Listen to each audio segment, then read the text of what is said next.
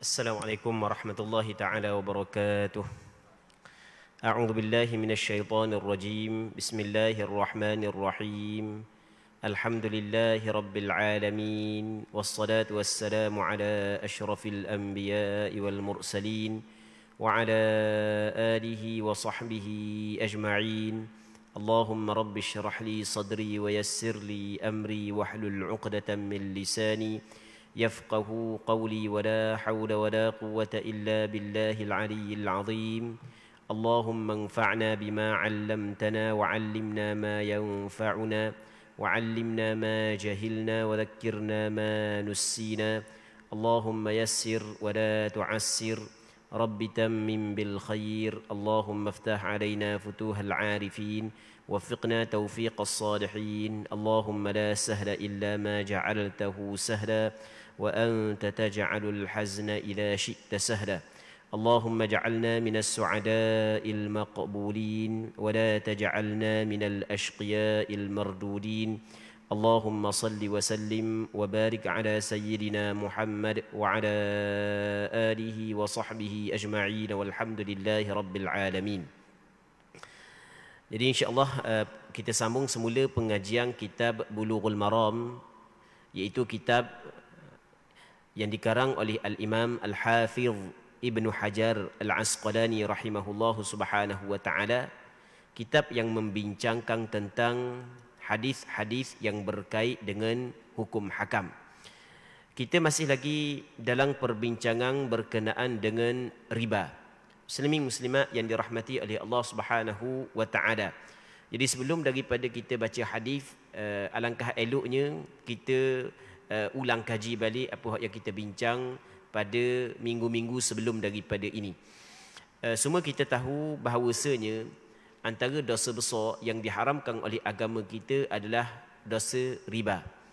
Dan boleh dikatakan setiap orang Islam yang hidup dalam masyarakat Islam, khususnya di negeri kita, orang Islam yang sudah balik mengetahui bahawasanya riba antara dosa yang diharamkan di dalam agama Islam.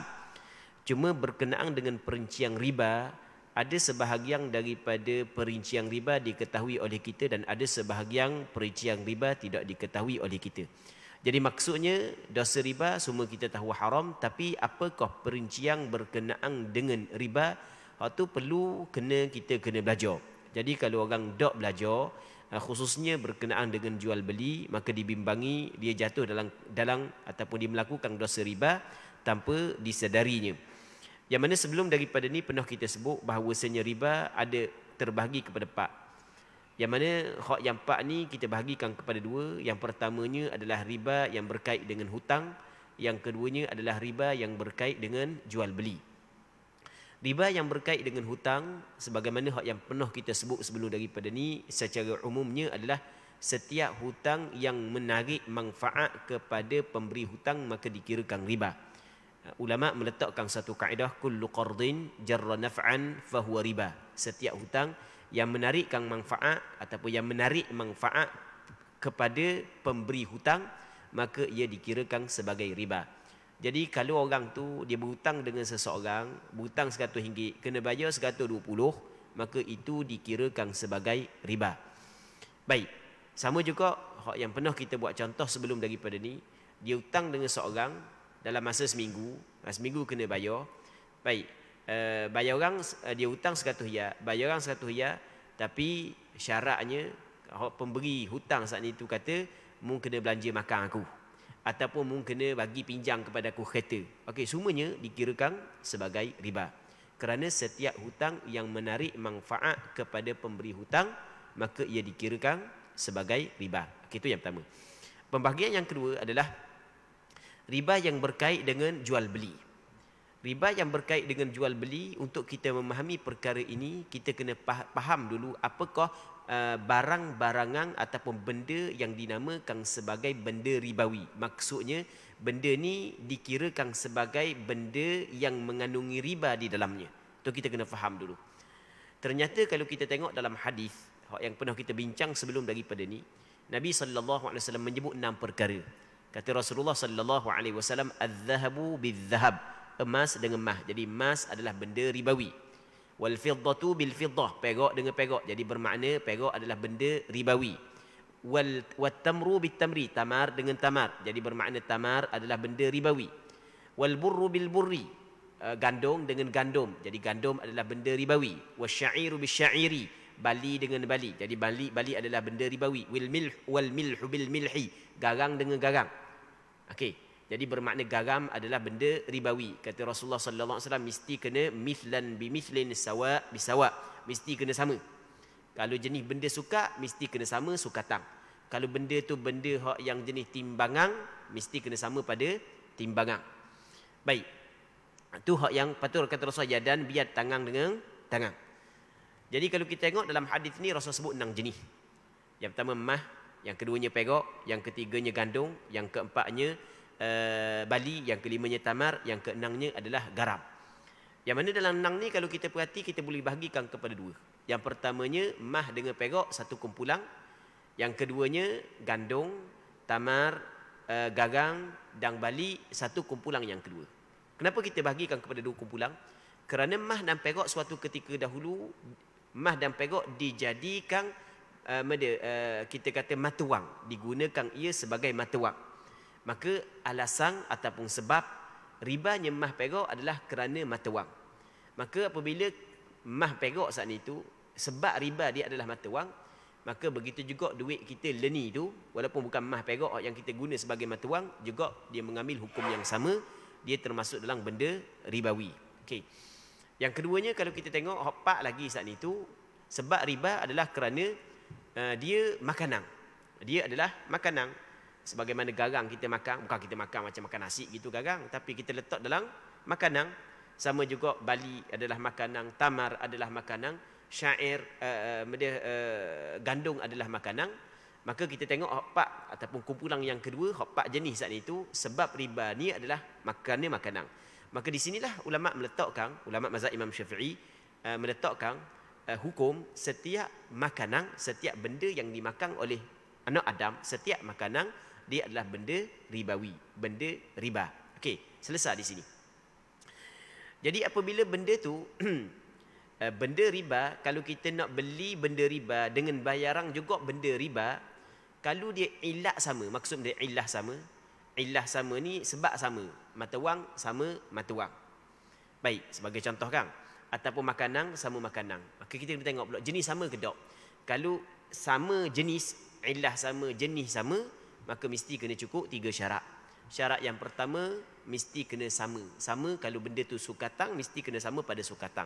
Kalau benda tu jenis ditimbang, maka sama pada timbangan. Kalau tidak sama, maka berlakulah riba yang dikenali sebagai ribal fadl. Pernah kita sebut sebelum daripada ni. Contoh, mah aku 10 gereng, aku nak tukar dengan mah mung, okey, mah mung 11 gereng. Mah dia 11 gereng, mah kita 10 gereng. Maka itu dikirakan sebagai riba. Baik, perak dia 5 gereng, perak kita 6 gereng. Itu dikirakan sebagai riba. Masa perak mah dengan mah di 10 gereng ni tak kira mah baru ke mah lama, tak kira. Dia lama ke baru, dia tidak mengubahkan gereng mah tersebut. Asal kata dia mah, sama ada jenis baru ke, lama ke, tak kira. 10 gereng mesti 10 gereng. Itu kita pernah cerita dah sebelum daripada ni, hanya ulang kaji semula. Sebab berkait dengan apa yang kita akan bincang lepas daripada ni. Baik, kalau sekiranya tak sama, benda hak yang disuka kita kena guna suka, benda hak yang ditimbang kita kena guna timbang. Kalau tak sama, maka dikirakan riba. Kita nak beli berah, bayaran kita berah, bayaran juga berah, maka mesti kena sama pada sukatang. Kalau tak sama, dikirakan sebagai riba. Hal ni kita kena faham, muslimin muslimat yang dirahmati oleh Allah Subhanahu wa taala. Tapi kalaulah jenis berbeza tapi sebab sama. Kadang-kadang jenis berbeza, sebab sama. Contoh, mah dengan perak. Aku nak beli mah mung, tapi bayarannya adalah perak. Okey, boleh faham kan? Maka hak ni tidak disyaratkan sama.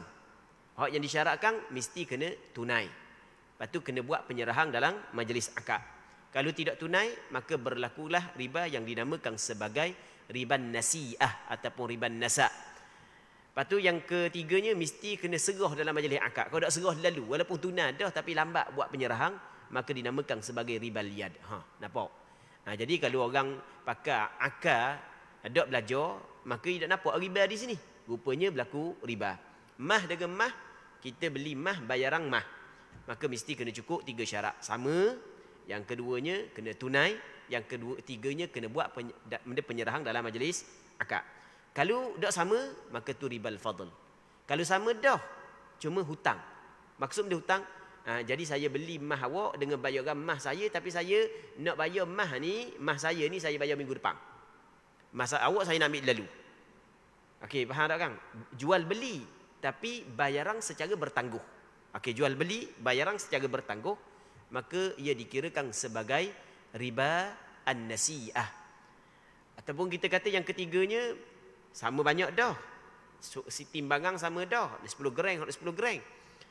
Yang pertama, yang keduanya adalah maksudnya tidak meletakkan penangguhan dalam memberi barangan ataupun memberi bayaran. Cuma tinggal selagi benda dak serah lalu. Tak apa, kita minum air dulu, lepas tu lagi nak serah lewat. Maka berlaku juga riba yang dinamakan sebagai ribal yad. Baik. Lepas tu kita kena faham muslimin muslimat yang dirahmati oleh Allah Subhanahu wa taala. Okey, kita tengok hadis yang kita nak bincang ni sepitah lalu saja, kita ulang balik yang minggu lepas supaya membantu untuk kita faham apa yang kita nak bincang ni baru pula. Katanya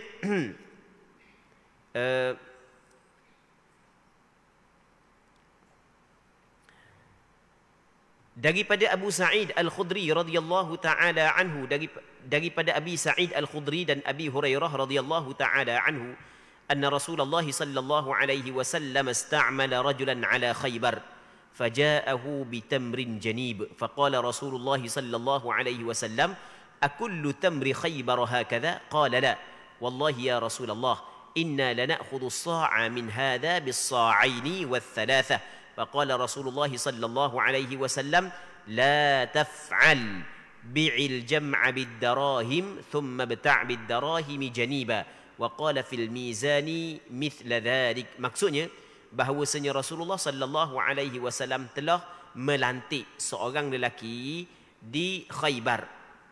Lalu dia datang kepada beliau dengan membawa kurma yang paling baik. Maka Rasulullah sallallahu alaihi wasallam bersabda, apakah semua kurma Khaybar seperti ini? Dia menjawab, tidak, demi Allah wahai Rasulullah, sesungguhnya kami menukar satu sa', yakni satu gantang daripada kurma seperti ini dengan 2 sa', dengan 2 gantang kurma biasa, dan 2 sa', 2 gantang yang baik dengan 3 sa', dengan 3 gantang biasa. Lalu Rasulullah sallallahu alaihi wasallam bersabda, jangan lakukan itu, namun juallah kurma itu, yakni kurma biasa dengan harga beberapa dirham, kemudian belilah kurma yang baik dengan dirham-dirham itu. Dan beliau juga bersabda tentang timbangan juga seperti itu. Hadis muttafaqun alaih, dikeluarkan oleh Imam Bukhari dan Muslim dalam kitab sahih bagi keduanya. Maksud hadis ini, muslimin muslimat yang dirahmati oleh Allah Subhanahu wa taala, hadis ini diriwayat daripada 2 orang sahabat Rasulullah. Yang pertamanya Abu Sa'id Al-Khudri, yang keduanya Abu Hurairah. Yang mana di zaman Rasulullah sallallahu alaihi wasallam ada peperangan yang dikenali sebagai peperangan Khaybar. Bilakah berlaku peperangan Khaybar? Jawapannya, ulama berselisih pandangan pada menetapkan tahun bilakah berlaku peperangan Khaybar. Sebahagian daripada ulama, antaranya adalah Imam Malik, Imam Ibn Syihab Az-Zuhri rahimahumallah, berpandangan bahawasanya perang Khaybar berlaku pada tahun yang ke-6 Hijrah. Ada yang mengatakan tahun yang ke-7, ada yang mengatakan tahun yang ke-6. Okey, berlaku khilaf. Perang Khaybar ni adalah, Khaybar ni nama tepat. Jauh juga daripada Madinah, jauh. Yang mana penempatan Khaybar ni adalah penempatan Yahudi. Dan Yahudi pada ketika itu adalah orang yang mahir dan pakar dalam pertanian. Orang yang cukup mahir dalam pertanian. Jadi apabila berlaku peperangan Khaybar, perang, jadi pok-pok Yahudi kalah. Jadi apabila kalah, harta benda dia jadi rampasan perang. Termasuklah ladang-ladang dia, tanah-tanah dia, semuanya jadi harta rampasan perang. Maka pok-pok Yahudi berbincang dengan Nabi sallallahu alaihi wasallam. Jadi pada asalnya Rasul nak halau pok-pok Yahudi daripada Khaybar, itu pada asalnya. Maka dia berbincang dengan Rasulullah sallallahu alaihi wasallam. Dia khabar kepada Rasulullah supaya Rasulullah melantik mereka menjadi pekerja Rasulullah di Khaybar, kerana mereka mengetahui selok-belok berkenaan dengan pertanian. Sedangkan Rasulullah sallallahu alaihi wasallam tidak mempunyai pekerja yang cukup-cukup mahir seperti mereka. Tambah-tambah sebahagian daripada sahabat Rasulullah sallallahu alaihi wasallam yang duduk Madinah masing ada dah pekerjaan masing-masing. Maka Rasul bersetuju. Jadi benda yang Rasul bersetuju, jadi puak-puak Yahudi sebagai pekerja, bekerja untuk jaga ladang-ladang Nabi sallallahu alaihi wasallam ataupun ladang-ladang orang Islam di Khaybar, dan dibahagikan dua hasil saat itu, sebahagian diberikan kepada puak Yahudi dan sebahagian diberikan kepada Rasulullah dan kepada orang Islam. Jadi dipendekkan cerita, Rasulullah melantik seorang sahabat Nabi sallallahu alaihi wasallam untuk mengambil tamar tersebut untuk balik ke Madinah. Apabila tiba di Madinah, sahabat yang balik saat itu dia balik tamar mahal. Dalam hadis menyebut tamar janib, tamar mahal ni lah. Rasul tanya, takkan di Khaybar tamar mahal gini belaka, tak ada ke tamar lain? Maka sahabat tersebut ada. Sahabat tersebut kata, bukan tak ada, ada. Bukan semua tamar mahal, ada beberapa jenis. Tapi kami, tamar murah, kami tukar dengan tamar mahal. Cara kami tukar, tamar hok yang komang, tamar hok grade rendah, 2 gatang, kami ambil tamar mahal sekatang. Ataupun tamar hok yang grade rendah, 2 gatang, tamar mahal 2 gatang, tamar hok grade rendah, 3 gatang. Kita kalau kita guna pada otak kita, munasabah lah. Munasabah lah. Dah hok segatang, tamar mahal, takkan segatang tamar murah. Betul tak gitu? Tamar grade A, segatang. Dia tidak sama dengan tamar grade B, segatang tak sama. Baik. Jadi kalau cakap kita kok, tamar janib ni tamar grade A. Tapi kami ada juga lah yang kami dapat tamar hak yang grade C. Kami buat mana? Tamar grade C 2 gatang, kami tukar dengan tamar grade A segatang. Munasabah gitu. Baik. Maka Rasul larang, jangan buat lagu tu. Jangan buat lagu tu. Rasul larang. Sebab dia Rasul larang? Kerana tamar ni adalah benda ribawi. Jadi grade A ke grade B ke grade C ke, kalau mu nak tukar tamar dengan tamar, mu nak jual beli tamar dengan tamar, bayaran dia tamar dengan tamar, maka pastikan kena sama banyak. Tanpa dikira grade. Kalau hak yang grade A segatang, mesti grade B juga segantang. Kalau grade B 2 gatang, maka riba. Sebab itulah Rasulullah larang. Baik. Maka Rasulullah ajar cara. Kalau mu nak buat juga, cara dia ke mana? Cara gini, mu jual utamamu dengan dirham. Kalau cakap kita tu, jual utamamu dengan pitih. Apabila mu ambil pitih, mu dapat dah pitih tu, barulah mu beli balik tamar hak yang mahal. Baik. Pertukaran tamar dengan tamar, kalau tidak sama banyak, maka dikirakan riba. Maka cara untuk mengelak daripada riba, jual dulu tamar kita dengan benda lain. Jual dengan pitih. Tamar dengan pitih tak ada masalah. Sebab jenis lain dan ilah tak sama. Tamar makanan, pitih mata wang tak sama. Nampak dah kan? Jadi jual dulu tamar dengan pitih. Lepas daripada jual tamar dengan pitih, kita dapat ada pitih, baru kita beli tamar hak yang grade hak mahal. Ini hak yang Rasulullah sallallahu alaihi wasallam ajar. Muslimin muslimat yang dirahmati oleh Allah Subhanahu wa taala.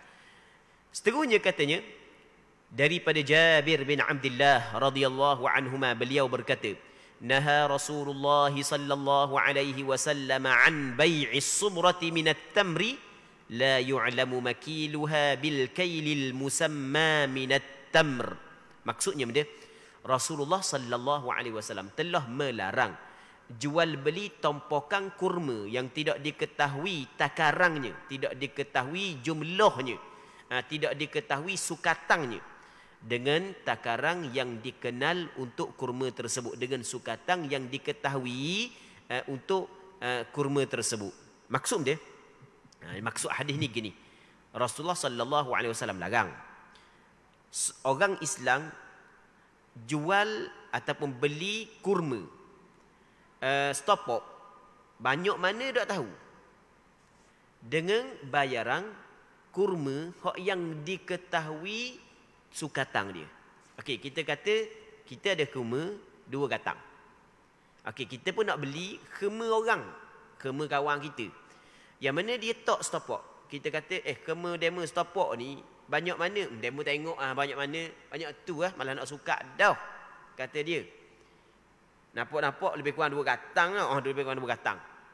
Lebih kurang tapi hamba tak tahu. Sebab stopwatch kita banyak stopwatch kan. Kalau gitu beginilah, hamba nak khema awak yang stopwatch ni lebih kurang nampak macam 2 gatang. Dah dengan bayaran khema hamba 2 gatang. Hak ni nampak macam 2 gatang tapi tidak jelas. Hak ni jelas 2 gatang. Boleh tak gitu? Juga Rasulullah sallallahu alaihi wasallam larang. Rasulullah sallallahu alaihi wasallam larang. Jadi kerana khema dengan khema ni mesti kena cukup 3 syarat. Sebab khema dengan khema jenis yang sama. Khema benda ribawi. Dengan bayaran khema. Bayaran juga benda ribawi daripada jenis yang sama. Mesti kena cukup 3 syarat. Yang pertama, mesti kena sama. Sama saat ni tu dah nak agak-agak, mesti kena jelas sama. Tak jelas tak boleh. Mesti kena jelas. Tu maksud Rasulullah larang kita jual timbungan khema hak yang tidak diketahui sukatan dia dengan bayaran khema hak yang diketahui sukatan dia. Okey, kita buat contoh. Tempat kita tak ada khema, tempat kita ada berah. Kita ada berah. Berah benda, kita kata berah puluk. Kita ada berah puluk 5 gatang. Okey, kita ada berah puluk 5 gatang. Kita rasa nak makan berah kapung. Kita pergi jumpa dengan kawan kita, tokek berah, kita kata dah berah hak yang demo duduk topok sini ni banyak nampak lebih siapa ada 5 gatang? Dia kata nampak tu lebih kurang 5 gatang. Kalau begitu hamba nak tukar ambil berah hamba, berah puluk hamba ni 5 gatang, hamba nak berah demo 5 gatang. Tapi kita tak suka molek berah dia. Betul ke tak 5 gatang kita tak tahu. Mungkin 5 gatang, mungkin lebih, mungkin kurang. Tak boleh Rasulullah larang. Okey, nampak? Rasulullah sallallahu alaihi wasallam larang. Jadi apabila Rasulullah larang benda lagu ni, maka ulama meletakkan satu kaedah. Ulama meletakkan suatu kaedah. Kata ulama, al-jahlu bil mumatsalah ka haqiqatil mufadalah. Jahil, tidak tahu sama banyak, tidak tahu sama ni, tak tahu sama banyak, tak jelas sama banyak kan, adalah seperti hakikat mufadalah lebih kurang. Maksud dia lebih kurang, hak ni lebih, hak ni kurang. Jadi maksudnya benda hak yang tak jelas sama banyak macam benda tu tak sama banyak. Okey, boleh faham? Benda hak yang tak jelas sama banyak macam tak sama banyak. Apabila macam tak sama banyak, maka di situ ada riba yang dikenali sebagai ribal fadl. Tengok halusnya perbincangan. Dah kau dak belajar, faham ke tak? Balik awal. Dak belajar dah faham. Baik, muslimin muslimat yang dirahmati oleh Allah Subhanahu wa taala. Seterusnya katanya lagi daripada Ma'mar bin Abdullah radhiyallahu. Hadis ini diriwayatkan oleh Imam Muslim. Hadis yang kita baca tadi diriwayatkan oleh Imam Muslim di dalam kitab sahihnya. Seterusnya daripada Ma'mar bin Abdullah radhiyallahu anhu, beliau berkata, inni kuntu asma'u Rasulullah sallallahu alaihi wasallam yaqul at-ta'amu bit-ta'ami mithlan bimithl wa kana ta'amuna yawma idzin asy-sya'ir.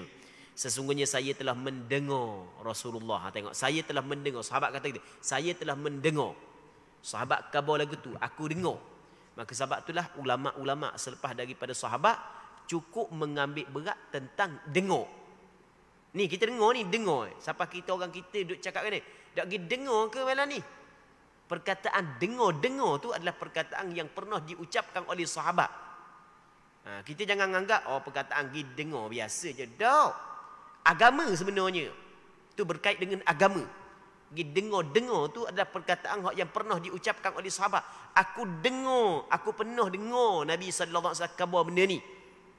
Dan sahabat dan para ulama dulu pergi ke negara tu, pergi ke negara ni, melintasi negara tu, melintasi negara ni kerana benda, kerana nak dengar. Nak dengar ni nak dengar perkataan hak yang Tok Guru tu pernah dengar daripada orang sebelumnya, pernah dengar daripada Rasulullah sallallahu alaihi wasallam. Jadi sahabat ni Ma'mar bin Abdullah menyebut bahawasanya aku pernah dengar Rasulullah sallallahu alaihi wasallam bersabda, Makanan dengan makanan. Maksud dia makanan dengan makanan. Jual beli makanan dengan bayaran adalah makanan. Mesti kena sama. Tapi makanan dengan makanan sama ni adalah sekiranya makanan yang dibeli dan makanan yang menjadi bayaran adalah daripada jenis yang sama. Daripada jenis yang sama. Berah dengan berah. Gandum dengan gandum. Tamar dengan tamar. Garang dengan garang.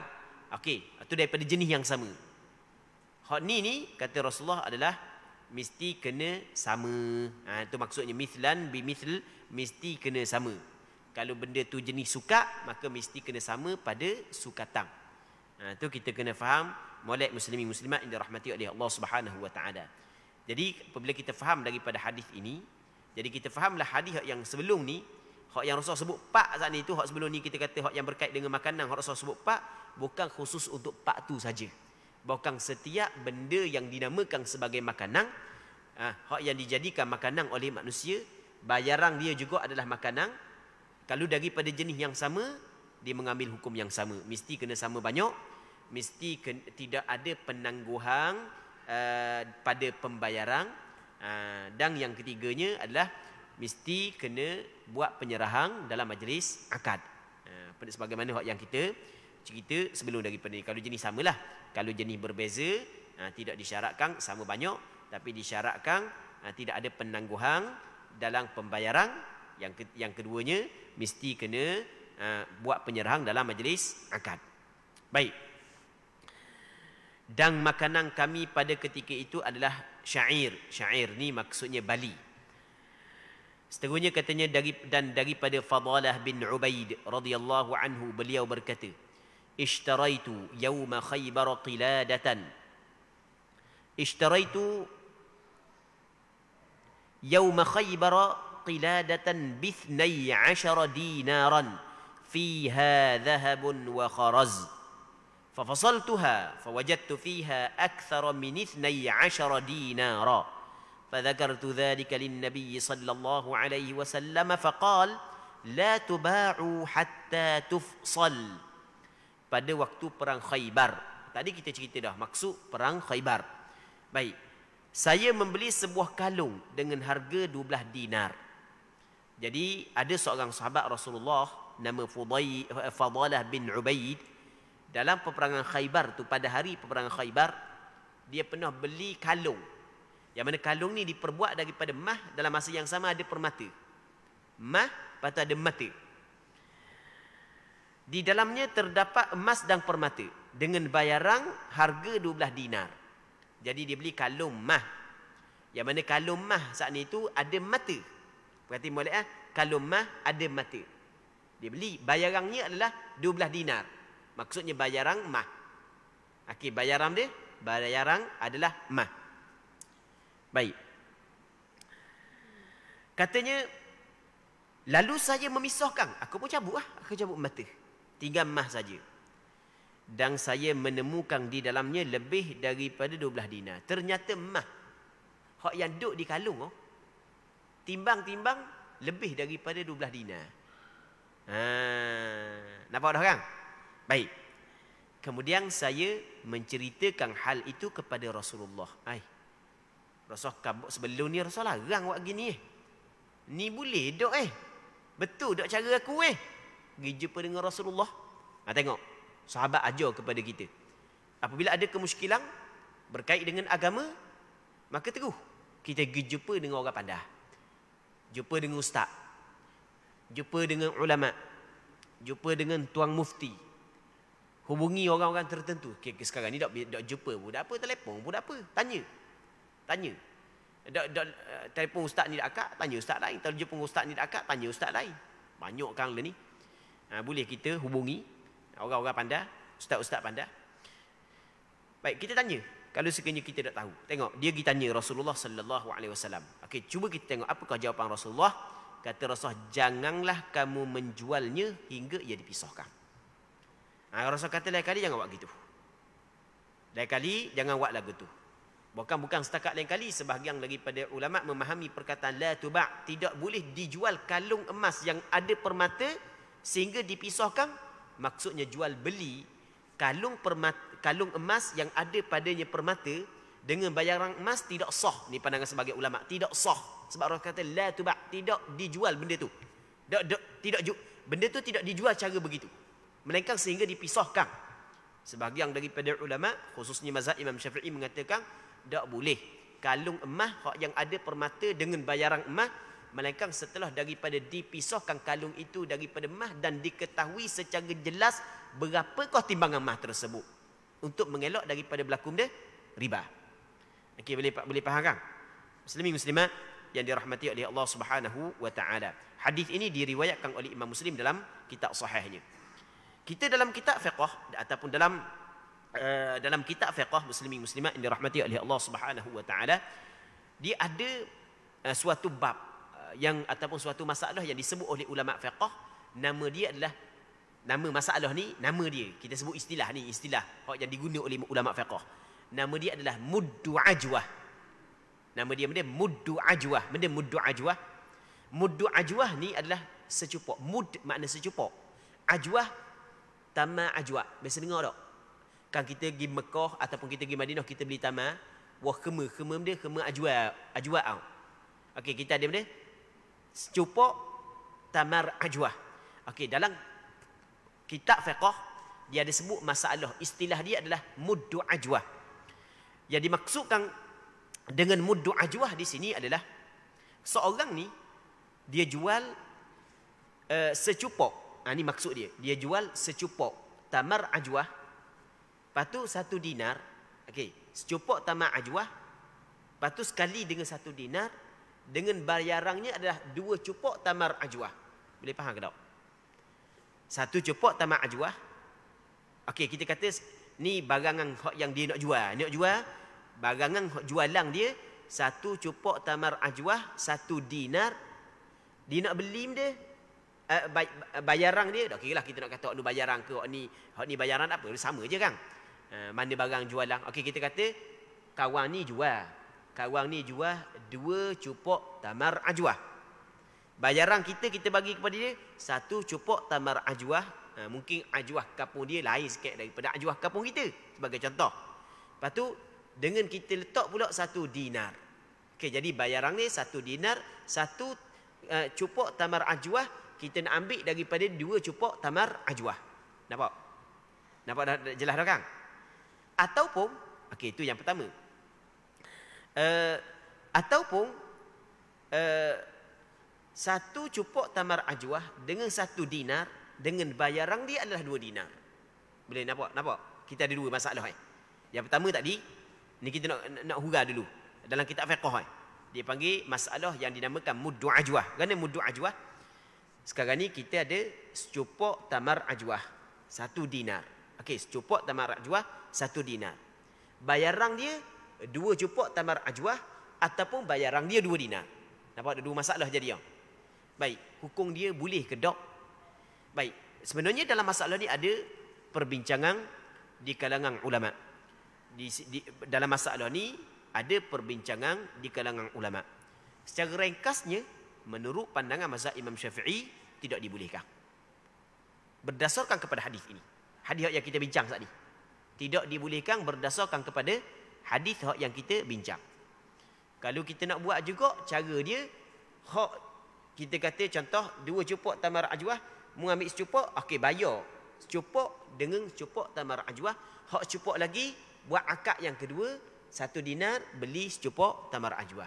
Nampak?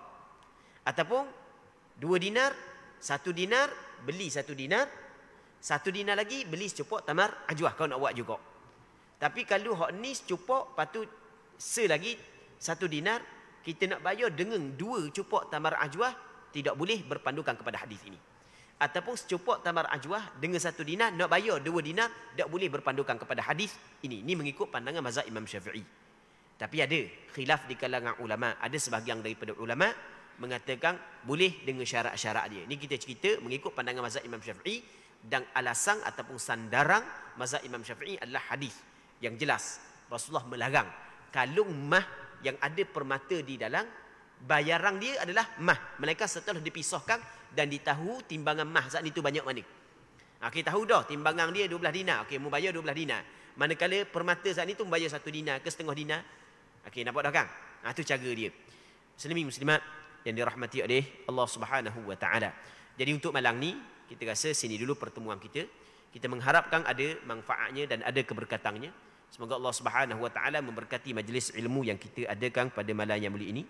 Dan semoga Allah Subhanahu wa taala memberi taufik kepada kita semua dapat menjaga diri kita daripada jatuh ke dalam riba. Dan semoga Allah Subhanahu wa taala mengampuni segala dosa-dosa kita. Mungkin ada sebahagian daripada kita telah terlibat dengan riba sebelum daripada ini. Kita mengharapkan, kita berdoa kepada Allah agar Allah Subhanahu wa taala mengampuni segala dosa kita. Wallahu Subhanahu wa taala a'la wa a'lam. Allahumma haqqiqna bittiba'i nabiyyika Muhammadin sallallahu alaihi wasallam zahiran wa batina. Allahumma inna nas'aluka al-ikhlasa fil qawli wal 'amal. Allahumma inna nas'aluka al-ikhlasa fil qawli wal 'amal. Wa sallallahu ala sayyidina Muhammad wa ala alihi wa sahbihi ajma'in. Walhamdulillahi rabbil alamin.